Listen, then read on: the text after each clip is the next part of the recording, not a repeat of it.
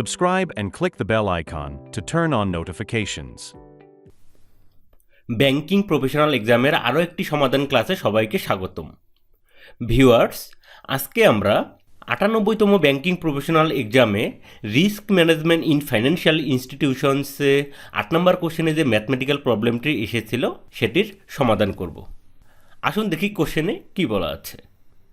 Viewers, আপনারা ৮-এর B number কোশ্চেনে লক্ষ্য করলে দেখতে পাবেন এখানে এ ব্যাংকের ২০১৯ এবং ২০২০ সালের কিছু ইনফরমেশন এখানে দেয়া আছে।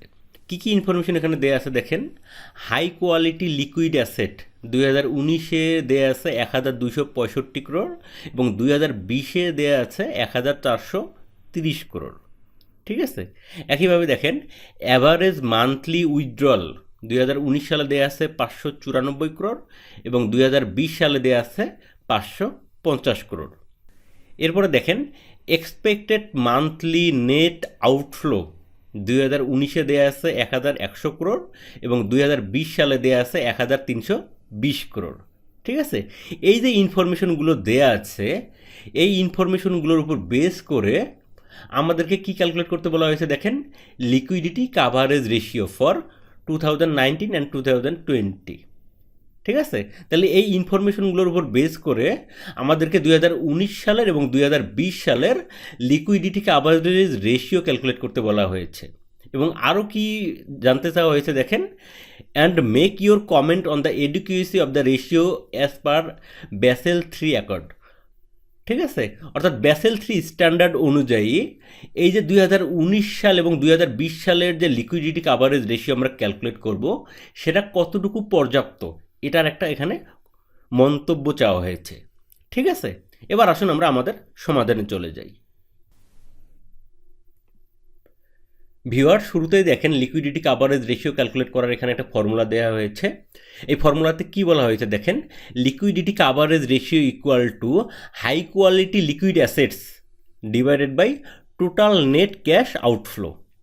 অর্থাৎ কোনো একটা ব্যাংকের হাই কোয়ালিটি লিকুইড অ্যাসেটসকে এর টোটাল নেট ক্যাশ আউটফ্লো দ্বারা যদি ভাগ করে দেওয়া হয় তাহলে আমরা সেখান থেকে লিকুইডিটি কাভারেজ রেশিওর ভ্যালুটা পেয়ে যাব।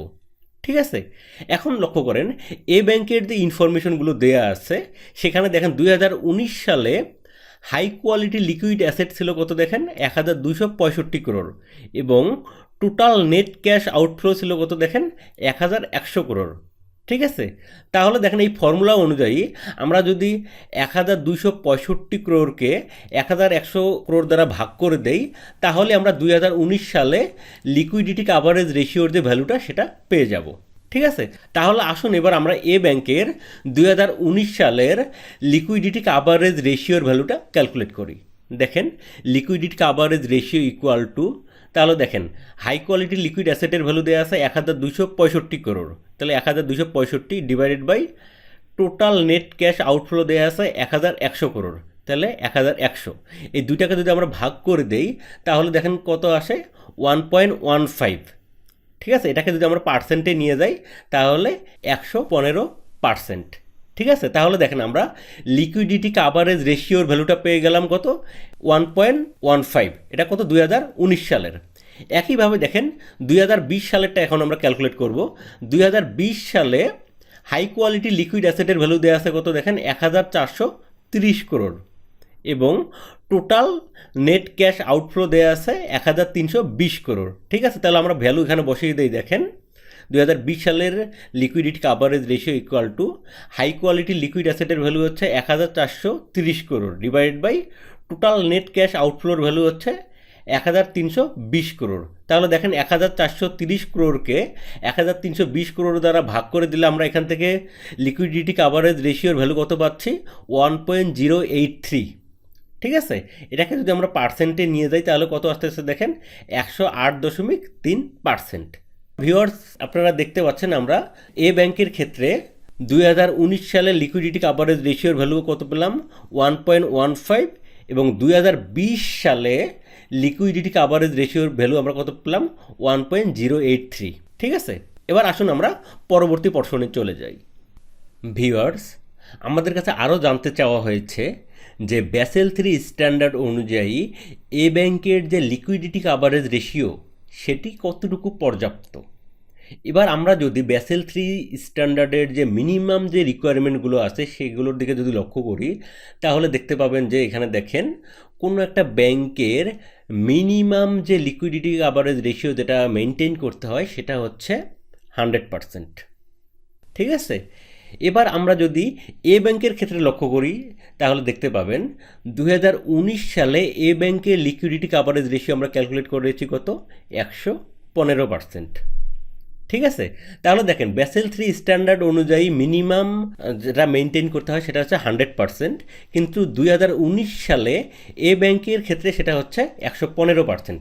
তার মানে কি, মিনিমাম যে রিকোয়ারমেন্ট সেটাকে কি করতেছে, স্যাটিসফাই করতেছে, সেটাকে অ্যাকসিড করতেছে কি এ ব্যাংক। ঠিক আছে, তার মানে আমরা এখানে বুঝতে পারতেছি যে 2019 সালে এ ব্যাংকের যে লিকুইডিটি পজিশন যেটা ছিল সেটা ছিল হেলদি।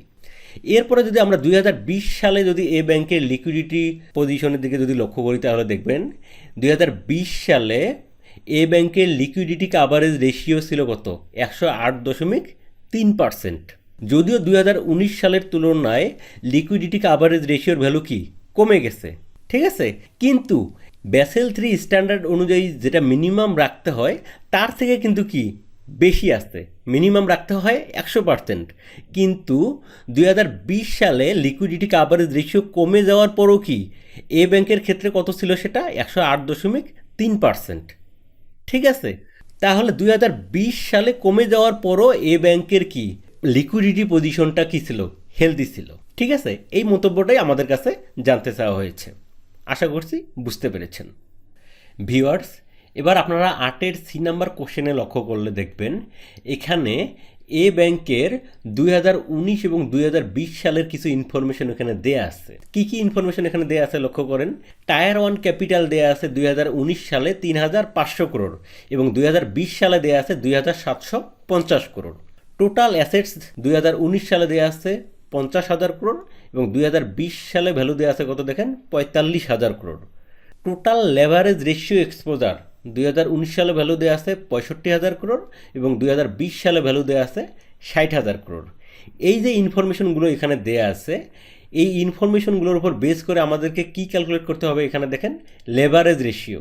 ঠিক আছে, তাহলে 2019 সাল এবং 2020 সালের যে ইনফরমেশনগুলো এর উপর বেস করে আমাদেরকে এদের লেভারেজ রেশিও ক্যালকুলেট করতে হবে। ঠিক আছে, আরও আমাদের কাছে কি জানতে চাওয়া হয়েছে দেখেন, make your comment on the adequacy of the ratios. আমরা যে 2019 সাল এবং 2020 সালে যে লেভারেজ রেশিও যে ক্যালকুলেট করলাম এটা ব্যাসেল 3 স্ট্যান্ডার্ড অনুযায়ী কতটুকু পর্যাপ্ত, এটা নিয়ে এখানে আমাদের কাছে একটা মন্তব্য চাওয়া হয়েছে। ঠিক আছে, এবার আসুন আমরা সমাধানে চলে যাই। ভিউয়ার্স, শুরুতেই আপনারা এখানে লেভারেজ রেশিও ক্যালকুলেশনের একটা ফর্মুলা দেখতে পাচ্ছেন। ফর্মুলাতে কি বলা হয়েছে দেখেন, leverage ratio equal to tier 1 capital divided by total leverage ratio exposure. অর্থাৎ কোনো একটা ব্যাংকের টায়ার 1 ক্যাপিটালকে এর টোটাল লেভারেজ রেশিও এক্সপোজার দ্বারা ভাগ করে দিলেই আমরা ওই ব্যাংকের লেভারেজ রেশিওর ভ্যালুটা পেয়ে যাই। ঠিক আছে, তাহলে দেখেন এ ব্যাংকের ক্ষেত্রে 2019 সালে টায়ার 1 ক্যাপিটালের ভ্যালু ছিল 3,500 করোড় এবং টোটাল লেভারেজ রেশিও এক্সপোজারের ভ্যালু কত ছিল দেখেন, 65,000 করোড়। ঠিক আছে, তাহলে এই দুইটা ভ্যালু থেকে আমরা 2019 সালে এ ব্যাংকের লেভারেজ রেশিওর ভ্যালুটা আমরা পেয়ে যাব। ঠিক আছে, তাহলে দেখেন leverage ratio equal to tier 1 ক্যাপিটালের ভ্যালু হচ্ছে 3,500 crore divided by total leverage ratio এক্সপোজারের ভ্যালু হচ্ছে 65,000 করোড়। ঠিক আছে, তাহলে এখন দেখেন 3,500 করোড়কে 65,000 করোড় দ্বারা ভাগ করে দিলে আমরা এখান থেকে কত পাচ্ছি, লেভারেজ রেশিওর ভ্যালু পাচ্ছি আমরা 0.0538। ঠিক আছে, এটাকে যদি আমরা পার্সেন্টেজে নিয়ে যাই তাহলে আমাদের ভ্যালু কত আসতেছে, 5.38%। ঠিক আছে, তাহলে আমরা 2019 সালে এ ব্যাংকের লেভারেজ রেশিওর ভ্যালু কত পেলাম, 5.38%। একইভাবে দেখেন এ ব্যাংকের ক্ষেত্রে 2020 সালে টায়ার 1 ক্যাপিটালের ভ্যালু ছিল 2,750 করোড় এবং টোটাল লেভারেজ রেশিও এক্সপোজারের ভ্যালু দেওয়া ছিল 60,000 করোড়। তাহলে এই দুইটা ভ্যালু থেকে আমরা 2020 সালে লেভারেজ রেশিওর ভ্যালুটা আমরা পেয়ে যাব। তাহলে দেখেন leverage ratio equal to tier 1 ক্যাপিটালের ভ্যালু হচ্ছে 2,750 crore divided by total leverage ratio এক্সপোজারের ভ্যালু হচ্ছে 60,000 করোড়। এখন দেখেন এই 2750-কে 60,000 দ্বারা ভাগ করে দিলে আমরা লেভারেজ রেশিওর ভ্যালুটা কত পাচ্ছি 0.0458। এটাকে যদি আমরা পার্সেন্টেজে নিয়ে যাই তাহলে এখান থেকে ভ্যালু কত আসতেছে দেখেন 4.58%। তাহলে আমরা দেখেন এ ব্যাংকের ক্ষেত্রে 2020 সালে লেভারেজ রেশিওর ভ্যালু আমরা কত পেলাম 4.58%। ঠিক আছে, তাহলে আমরা আমাদের প্রথম যে সি নাম্বার কোশ্চেনে প্রথম অংশের যে সমাধান সেটা আমরা করে ফেললাম। এবার আমরা পরবর্তী যে পোরশন সেটুকুতে চলে যাব। ভিউয়ার্স, এরপর আমাদের কাছে যেটা জানতে চাওয়া হয়েছে যে এ ব্যাংকের যে লেভারেজ রেশিও সেটি বেসেল 3 স্ট্যান্ডার্ড অনুযায়ী কতটুকু পর্যাপ্ত।